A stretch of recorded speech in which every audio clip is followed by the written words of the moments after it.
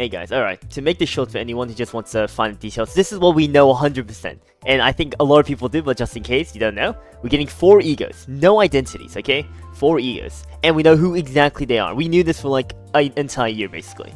Faust, Honglu, Ishmael, Gregor. And that's everything we know. But for what we can like assume or expect, we can more or less expect at least one of them to be a welfare. Like, I give it like a 90% chance from my perspective.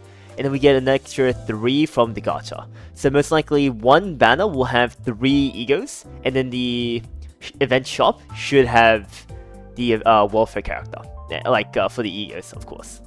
And we can kind of deduce that because we've actually seen it before. If you're new, you might have not known that they like Limbus company does egos as welfares, because recently they have not. Like, I think for like an entire year essentially, they have not done identities. They have not done egos in event shops. But we can see in the first event they actually did egos with identities. Same with the second event, which is the Magic Hell Boss. They did egos and identities. But from then onwards, they stopped doing 2 welfare characters, and instead they split into 1 welfare character per event, because back for the first and second event, we only had those are the only events per season. And so, but starting from Magic Hell Boss, Limbus company kind of wants to do 2 intervallers, which is 2 events per season. And so they split the rewards, which is still good for us because we end up total with 2 welfare characters. But we still get, but actually we double our rewards in terms of extraction tickets, threads, and EXP tickets.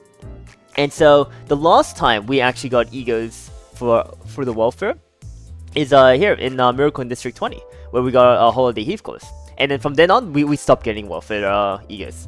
But I can kind of like, I can more or less assume the reason why they stopped doing egos as welfares isn't because they didn't want to give egos to people. It's more or less because egos are less, I guess, interesting. More people are excited by identities, because identities you can kind of play around with. You can play them, you can summon them, you use them in battle. Egos are like final attacks, but the problem is you have to bank your resources for them, and they are very unique as well. So they're not you can't always use them at the like you can't like always use them. Some of them have their own unique use cases. But just because it's been like what, a year? Let's see, Miracle. It's been roughly a year, like more than a year. But like it's been like a year and 8 months since we got an ego in our event shop. But I still believe that they're like 90% sure they're gonna add a welfare ego, because Arknights collaboration is also like a gateway for new players, for Arknight players to come to Limbus company.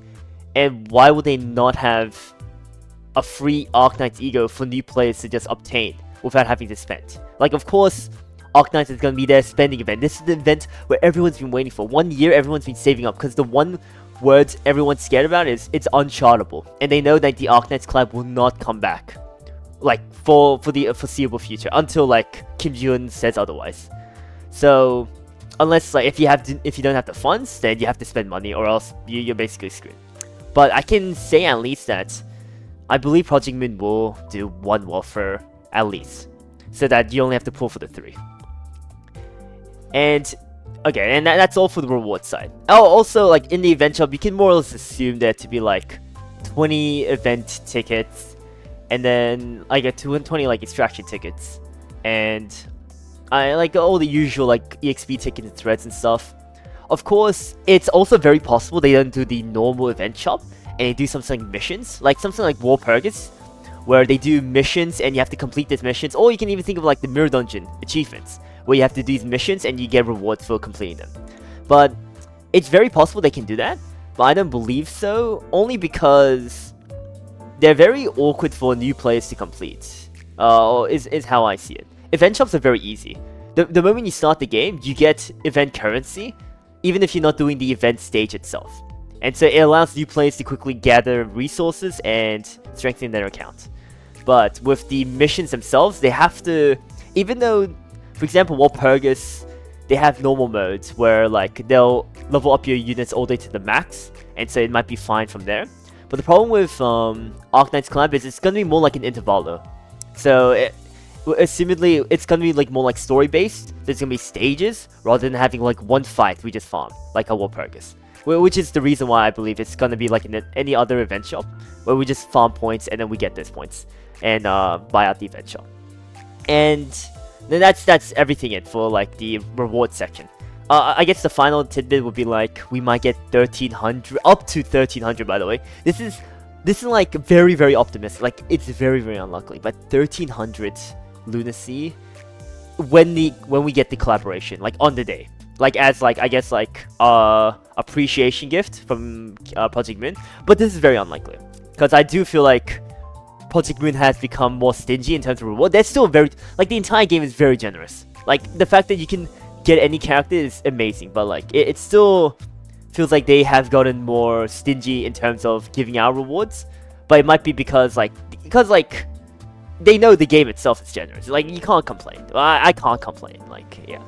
So this is everything in terms of rewards. If yeah, you can hop out here if you only care about the rewards bit and what you can kind of expect. But for lore-wise, I did want to like talk about it a bit, just in case. I guess I'll be like a story spoiler, so just be careful if you haven't done at least up to like Canto 6. If you haven't finished Canto 6, then like you can I guess skip the entire video because that's probably the only thing we'll be talking about. So and yeah, I'll talk now though, but hopefully you guys are good. So we can see in the trailer that Dante talks about how it's like not an abnormality nor a distortion, but something different. And what that might be referring to is Seaborn. Even in the teaser itself, it's a very ocean-like. It brings you back to Ishmael's Canto in Canto 5, where we go into the Great Lake. And so, one thing, I was talking to chat earlier today during my stream, and we were kind of discussing like what the Arknights could be about. And one of my channels is very knowledgeable about Arknights, and they talked about the Seaborn, which are essentially like this, I guess, calamity. They're like these parasitical like monsters where they can adapt to nearly anything, any environment, any attack, like I'm assuming, like anything. And they not only that, but they can essentially reproduce, so I guess like infinitely spawn each other, like if it's not controlled, like no matter how bad it is, with spores or something like that. And they obviously their forms can change depending on what they adapt to, or like what they like they might like be parasiting, like, or some ass like that, I don't know. But these creatures are essentially world-ending threat in the Arknight universe because yeah, if they're not taking control in population, or no one's like calling them every now and then they're they're just gonna like make so many that they're gonna wipe out the world. And so that's why they have these people called Abyssal Hunters, where they're just these beasts, the Giga Chads, who are literally born to hunt these Seaborn, or like trained to hunt these Seaborn for life. And so everything about like what the teaser look like, you can assume that the Seaborn are gonna be involved. Because when you think of the sea, I think as an Arknight player, you're most likely gonna think of a Seaborn. Of course, I could be talking out of my ass here. This is like what I've been, I guess, discussing with chat. I have not played enough Arknights to like fully grasp everything, so I can easily be wrong here. But yeah, hell, like we even have Don Quixote here, and that's the next thing. Like Abyssal Hunters, it's like these guys, like they're like this guy's called the Lost Knight. Apparently, someone like it's like he's very similar to Don Quixote. He might literally just be called Don Quixote, but like yeah, our chat was telling me about him as well. And yeah, it's just this Giga Chad who like I don't know, but I'm pretty sure he's like an Abyss Hunter. And yeah, this is most likely Seaborn as well. And we can, like, assumingly if this is true, then we can even see that the Seaborn can grow to massive lengths. And so, we're most likely gonna fight them, but we also might see something interesting where Dante... And so, like, the main thing is we're gonna fight them, they're not gonna invade the city, or else I think we're screwed if they ever enter the city. Like, unless it's an alternate universe of our world, it's probably screwed. So rather than us entering... Other than the Arknights, like rather than the Arknights group entering the city world, like our Limbus company world, Project Moon world, we're gonna be entering the Arknights world, and not just any normal Arknights worlds. I was talking to chat, and one of my channels made a very interesting remark, a very interesting theory, where we might just be, cause like Limbus company, we use the mirror world, right? We use parallel universes and such. And so we might actually enter a parallel, like another Arknights universe, like another mirror dungeon of a Arknights, where the Seaborn may have like taken over Arknight, like day one essentially, and it's like we're essentially gonna be teaming up with like the stragglers, the survivors. Like, of course, just so like it also doesn't affect the main story of Arknights. Of course, this could affect the main story of Limbus Company because nearly everything is canon. Nearly, but yeah. It's pretty interesting to, like, of us going into a world where the Seaborn has already won and overtaken, and is it's completely like essentially destroyed most of life on of Arknights, and we'll be entering that, and we might be the only key to I guess saving or potentially like providing any sort of hope in the Arknight world against the Seaborn. Because something interesting is Dante, if you don't remember in Canto 5, Dante essentially, when he got close to the palidified creatures, or humans I guess, they're like the palidification like regressed. And we know the palidification effect isn't due to a distortion or like an abnormality. It's something like a native creature, the Great Whale, had. That's its ability.